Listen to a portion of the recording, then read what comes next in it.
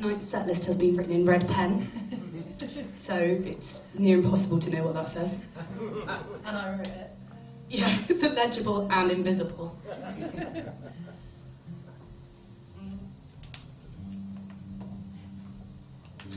We take these set lists and you get a good set and you think, yeah, we'll keep that one, and then you never have it. It's just buried in the bottom of your bag somewhere. It started off well in January. Yeah, it did. We printed them and everything. We might have laminated things. We went to town on it. Did we bring them? No.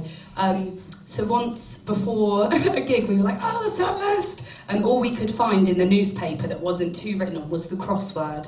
So we filled in the crossword with our set list. That was a shambles.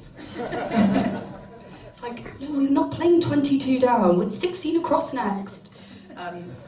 We've learned the hard way. Okay, this song is called All the Web. We also brought a loop pedal with us, the same one as this lovely one here. Beginning of the tour. We don't talk about that anymore. We said we wouldn't talk about that publicly.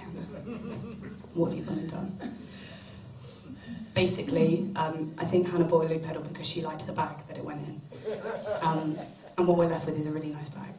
And a loop pedal that we can't use. Oh, you've had it.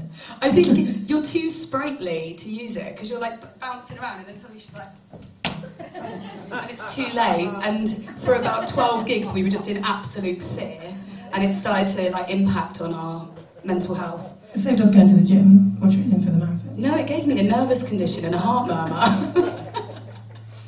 But we've all learned to use it. You've really inspired us tonight. 94. Yeah. Where were you when we needed you? But it's okay because all of that has been recorded and is out there on social media. So if you want to see the loop pedal in action, it's somewhere.